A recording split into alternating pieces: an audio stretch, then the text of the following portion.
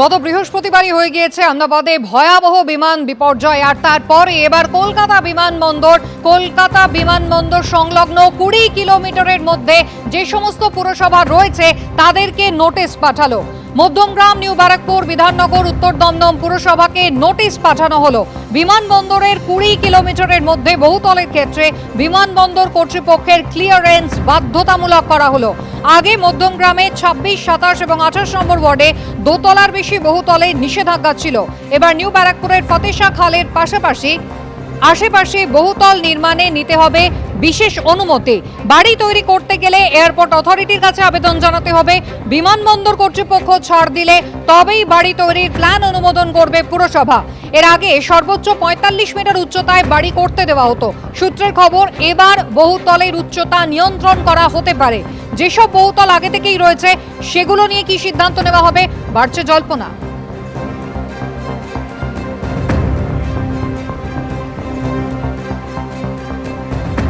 Airport authority থেকে পুরোটা দেখা হয়েছে, মানে তদন্ত, ওরা ইনভেস্টিগেশনে এসেছিল, বিভিন্ন জায়গা দেখেছে এবং দেখার পরে পরবর্তীকালে আমি চেয়ারম্যানের কাছে শুনেছি যে ওদের কাছে একটা এই ধরনের চিঠি এসছে যে 20 কিলোমিটার্সের মধ্যে যে বাড়িঘর হবে নির্মাণ, সেক্ষেত্রে এয়ারপোর্ট অথরিটির এনওসি নিতে হবে।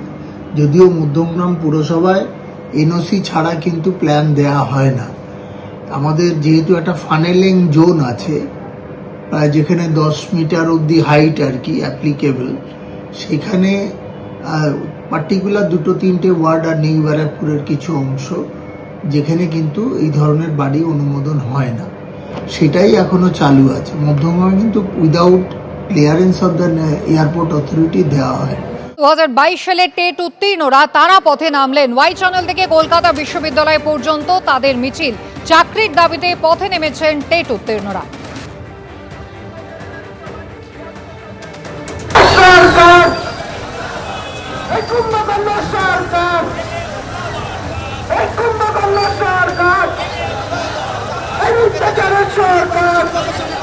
এসএসসির পরিপ্রেক্ষিতে ইতিমধ্যে 16 জুন বিজ্ঞপ্তি জারি করেছে রাজ্য সরকার এবং দ্রুত নিয়োগ দেওয়া হবে, এমনটা কিন্তু রাজ্য সরকারের তরফে বলা হয়েছে।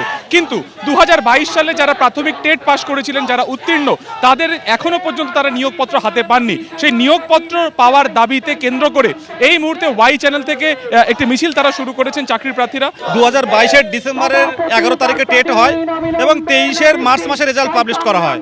প্রাথমিক শিক্ষা পর্ষদ সভাপতি গৌতম পাল মহাশয় বলেছিলেন এবার থেকে বছরে 2বার নিয়োগ হবে, কোনো টেট পাস বসে থাকবে না। কিন্তু গত 3 বছর হয়ে গেল, আমাদের ইন্টারভিউ তো দূর, আমরা একবার আমাদের যোগ্যতা প্রমাণের সুযোগটুকু পাইনি। মুখ্যমন্ত্রী এসএসসি চাকরিহারা যোগ্য এবং অযোগ্যদের নিয়ে যেভাবে স্বতঃস্ফূর্ততা দেখাচ্ছেন, সেইভাবে দীর্ঘ 3 বছরের উত্তীর্ণদের নিয়ে নেই কেন? এই দ্বিচারিতা কেন? তার জন্য আজকে ধিক্কার মিছিল। আমরা দেখতে পাচ্ছি যে হুইল চেয়ারে করেও যারা চাকরি প্রার্থীরা রয়েছেন, যারা পাশ করেছিলেন, তারা কিন্তু এই মুহূর্তে মিছিল করছেন এবং তারা কিন্তু এই মুহূর্তে রাজপথে নেমেছেন। আমরা দেখতে পাচ্ছি যে তিনি কান্নায় ভেঙে পড়েছেন এবং আজকে 3 বছর হয়ে গেছে, আমাদের পরীক্ষা হয়ে গেছে, আমাদের ইন্টারভিউ নোটিফিকেশন প্রকাশ হয়নি। আজকে প্রত্যেক ছোট বাচ্চাদের যেরকম ললিপপ হাতে ধরে মন ভোলানো হয়, আমাদের এরকম মন ভোলানোর মতোই অবস্থা হয়েছে। দাবি একটাই, প্রতিশ্রুতি অনুযায়ী 50,000 ভ্যাকেন্সি আমাদের চাই। হাতে যেটা দেখা যাচ্ছে প্ল্যাকার্ডের মধ্যে শিক্ষামন্ত্রী, মুখ্যমন্ত্রী, অন্যদিকে পর্ষদ সভাপতির ছবি রয়েছে। আমরা দেখতে পাচ্ছি এইরকম একটা দৃশ্য, চক রয়েছে, ললিপপ রয়েছে। কেন? ছোট বাচ্চাদের যেরকম ললিপপ দিয়ে ভোলানো হয়, প্রত্যেক বছর ভোটের আগে সরকার আমাদের বলে যে নিয়োগ হবে, আমাদের শূন্যপদ আছে, কিন্তু সেই শূন্যপদ আর আমরা পাই না। এদিকে এক ভোট শেষ হয়ে আরেক ভোট চলে এলো। তাই জন্য আমাদের সরকার যে হাতে ললিপপ ধরিয়েছেন, সেই ললিপপ আমরা ওনাদের গলাতেই দিলাম। দেখা যাচ্ছে যে বিশাল সংখ্যক যারা চাকরি প্রার্থী তারা এখানে জড়ো হয়েছেন এবং এখান থেকে বৃষ্টিকে উপেক্ষা করে তারা কিন্তু এখান থেকে তাদের এই যে র্যালি তা কিন্তু শুরু করেছেন। মূলত নিয়োগের দাবি, দ্বিতীয়ত হচ্ছে কেন এই দ্বিচারিতা তাদের সাথে করা হচ্ছে। এরকম একাধিক দাবিকে কেন্দ্র করে শহরের রাস্তাতে নেমেছেন চাকরি প্রার্থীরা। ক্যামেরায় তরুণ বিশ্বাসের সঙ্গে সুকান্ত মুখোপাধ্যায়, এবিপি আনন্দ, কলকাতা।